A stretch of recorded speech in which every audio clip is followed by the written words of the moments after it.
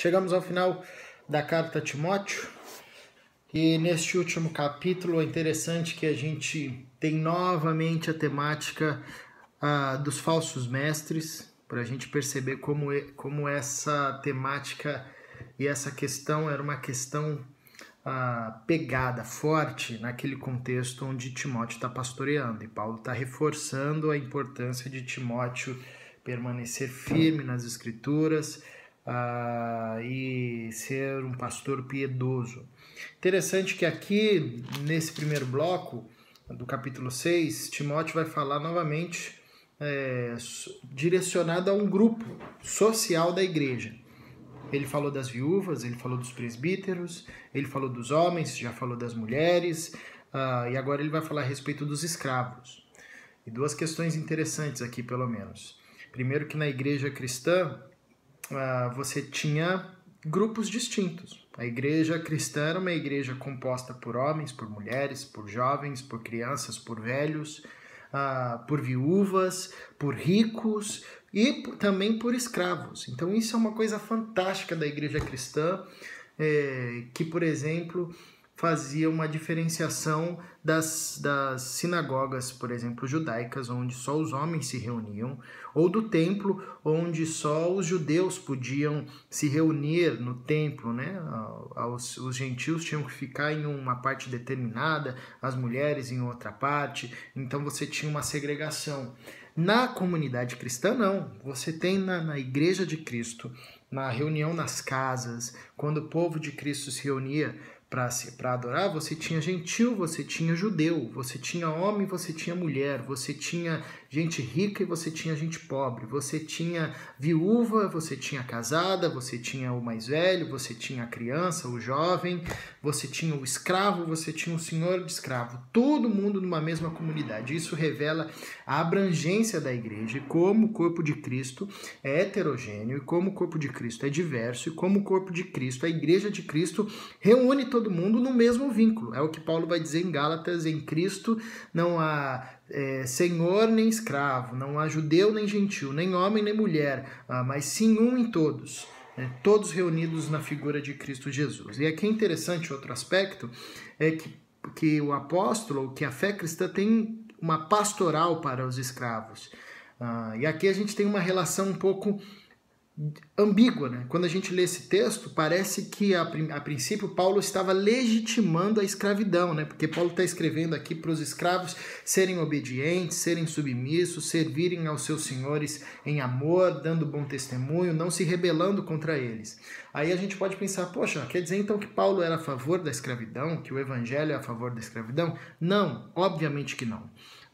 Quando a gente olha a Bíblia como um todo, você vai ver que o evangelho, principalmente, é uma mensagem de libertação. E o próprio apóstolo diz em Gálatas, capítulo 5, versículo 1, foi para a liberdade que Cristo vos libertou. Jesus vai dizer, se vocês conhecerem o Filho vos libertará. E essa libertação não é apenas uma libertação espiritual, mas também uma libertação que o reino de Deus promove em todas as esferas da vida do ser humano. Agora, a gente precisa compreender que cada demanda ela deve ser enfrentada de acordo com o seu contexto e com a sua realidade. Então, o nascimento aqui, nós temos nas cartas do apóstolo Paulo, nos evangelhos, em outras cartas do Novo Testamento, um contexto do nascimento da igreja. E a igreja não estava preparada e nem tinha capacidade nesse período para enfrentar uma temática e uma crise social como a questão da escravidão. Seria dar murro em ponta de faca, seria começar algo ou uma luta que ela não iria com certeza conseguir reverter de nenhuma forma, antes iria prejudicar o seu desenvolvimento. Na verdade, é interessante que essa postura de Paulo não é uma postura de omissão, mas na verdade é uma revolução silenciosa que o apóstolo Paulo está começando e ensinando a esses homens, dizendo, olha, o quadro é um quadro difícil de reverter, porque a nossa sociedade está sendo construída assim, e atualmente a igreja não tem força para resistir a isso, mas vocês podem subverter este processo através do caminho da obediência e do caminho do amor.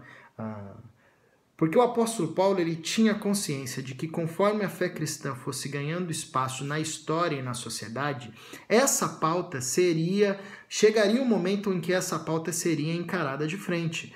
E isso aconteceu na história. Infelizmente, demorou muitos séculos para a igreja acordar e perceber que essa era uma demanda e uma pauta que ela deveria abraçar, mas chegou.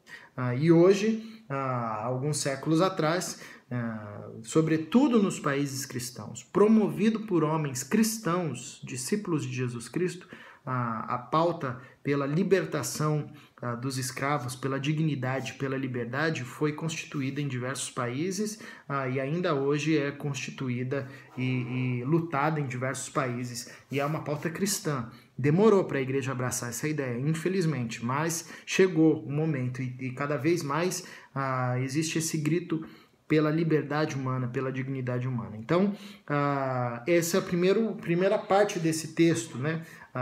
Que é preciso fazer esse destaque interessante. Não era uma legitimação da escravidão, antes era uma consciência de que cada luta teria o seu tempo apropriado e que era possível começar a partir da revolução do amor. Agora, todo o contexto do capítulo 6 está interligado numa mesma temática, que é a temática da perspectiva da riqueza. O que é riqueza? Ou como que o cristão deve lidar com a riqueza?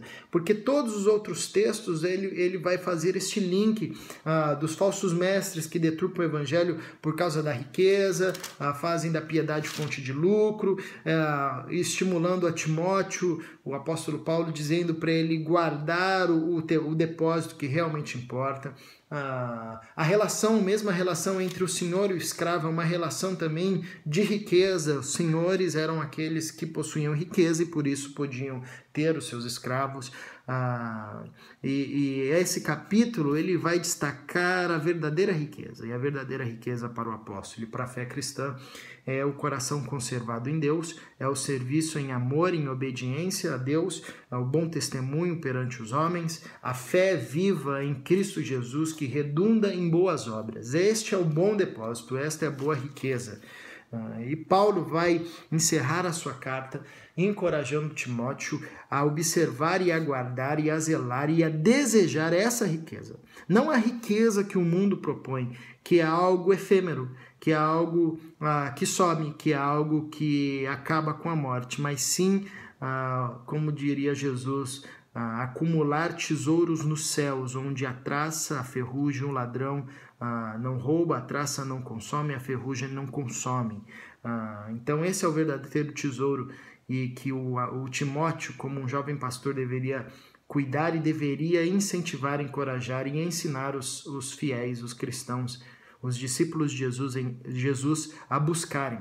Então esse é o desafio da carta do final desse capítulo, né? O capítulo 6, é que o nosso coração esteja focado, de fato, naquilo que constitui o verdadeiro tesouro, a verdadeira riqueza, que não é a mesma riqueza que o mundo oferece ou busca, mas é o tesouro que nós acumulamos nos céus, as boas obras diante de Deus e dos homens, pautada num coração obediente a Deus, que serve em amor e que tem a fé ativa em Jesus Cristo de Nazaré, o que faz com que essa fé redunde em boas obras.